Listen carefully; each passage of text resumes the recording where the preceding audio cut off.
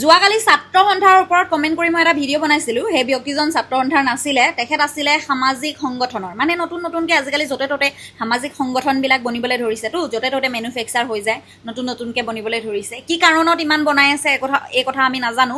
ৰাইজৰ কাৰণে কাম কৰিবলৈ আইন আছে, চৰকাৰ আছে, বহুতখিনি আছেই। আকৌ নতুনকৈ দলৰ কি কাৰণে মানে সংগঠিত হৈছে এইটো নাজানো। বাৰু যি হওক, ছাত্ৰ সন্থাৰ কথালৈ আহোঁ। যদিও তেখেতে ছাত্ৰ সন্থা নাছিলে, তেতিয়াও কিন্তু ছাত্ৰ সন্থাৰ কিছুমান মানুহ এতিয়াও ভাল নহয়।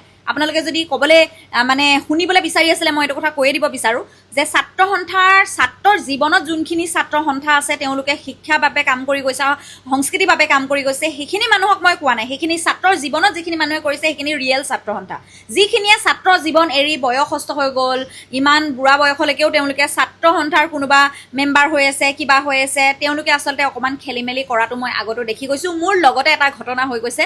ছাত্ৰ সন্থাই কি কৰে নকৰে মই বহুত ভালকৈ জানো। জাতিৰ এটা সংগঠন লাগে দেই, কাৰণ আমাৰ প্ৰত্যেকটো জাতিৰ যিবিলাক আমাৰ সংস্কাৰ সংস্কৃতি এইবিলাক বস্তু আগলৈ আগবঢ়াই লৈ যায়। গতিকে জাতীয় এটা সংগঠন প্ৰত্যেকটো জাতিতে দৰকাৰী হয়। যেনেকৈ আমাৰ যিবিলাক আমাৰ আহোম মানুহৰ আটাচু আছে আৰু এইখিনিৰ আমচু আছে, এইবিলাক বস্তু আগৰ পৰা চলি আহিছে, বহুত আগৰ পৰা, বহুত বছৰ আগৰ পৰা চলি আহিছে। গতিকে এটা জাতি ঠিক আছে, মানিব পাৰি, তেওঁলোকে আমাৰ যিখিনি আমাৰ সংস্কৃতি আগবঢ়াই লৈ গৈ আছে।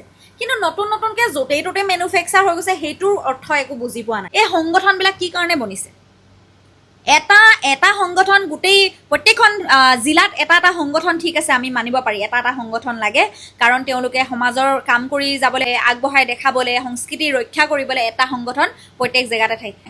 আৰু আশা কৰোঁ চৰকাৰে এইটো বস্তুত ভালদৰে মানে চাওক। যিটো চৰকাৰৰ ফালৰ পৰা, যিটো আইনৰ ফালৰ পৰা এটা যদি আপোনালোকে টিম চালি জাৰি কৰি পেলাই দিছে যে তেওঁলোকে ভালকাৰী কাম কৰি গৈ গৈছে, তেওঁলোকৰ এনেকুৱা এটা টিম ৰাখিব পাৰে, মানুহৰ কাৰণে সুবিধা হ'ব। মানুহে নতুন প্ৰজন্মই শিকিব পাৰিব, আমিও শিকিব পাৰিম আগলৈ।